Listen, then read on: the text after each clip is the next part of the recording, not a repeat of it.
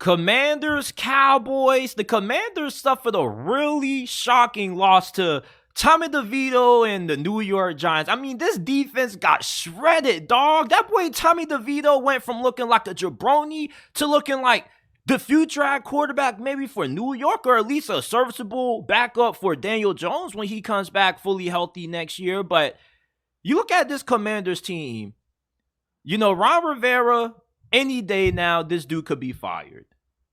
And it looks like if the Cowboys cover that 10.5 point spread, that very much could be the nail in the coffin for him. But you remember last year, late in the season when these two teams faced off, last week of the regular season, the Cowboys were playing their starters and Sam Howell was able to get these boys to win. And like we talked about earlier with this Packers-Lions matchup, these divisional games always tend to be a little weird. They can be a little bit closer than what people expect.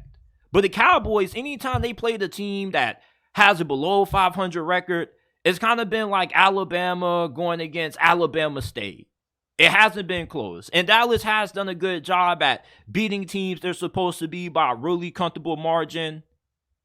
So it's like, I'm expecting the Cowboys to win. But if the Commanders were to pull off the upset, how does it happen? The Commanders are going to win, I believe, actually. Yeah, I'm going with the upset. I know, and it's one of those things where it's mainly because the Commanders look so bad versus the Giants. And I just think that it's one of those things where I think Dallas is going to overlook them. I mean, the whole national media is overlooking them. Where's the point spread? And right now, I understand Dallas, has done a great job of dominating teams like the Patriots and the Rams. When they hunt you first, you're probably not going to get back up. That's the thing about Dallas. They're really, really talented to where, when they are on their A game, they're pretty much unstoppable. I wouldn't say unstoppable, but, pretty close to it. But it's a divisional game.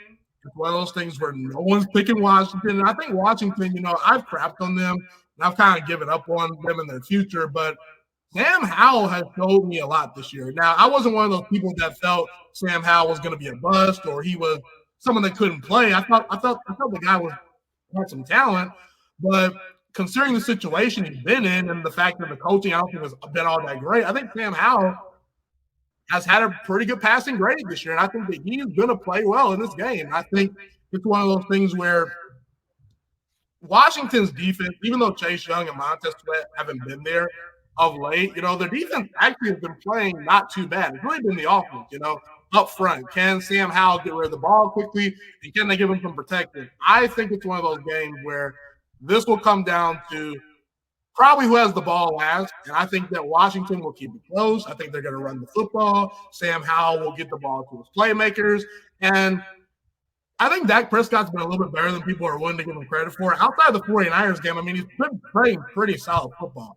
I'm lower on Dak Prescott than most people, but I got to give him credit. He's actually played pretty well this year, but I think that this game is going to be one of those games where, maybe Dak's inconsistencies show up. And, I think that if Washington can get out to an early lead and force Dak to throw the ball all over the yard, he obviously has the receivers, but Dallas is best when they're a balanced football team. And I think that Washington's going to come in there and get the win. So I'm going to take the Commanders to win, actually, in an upset fashion. So, yeah, I'm going to take the Commanders.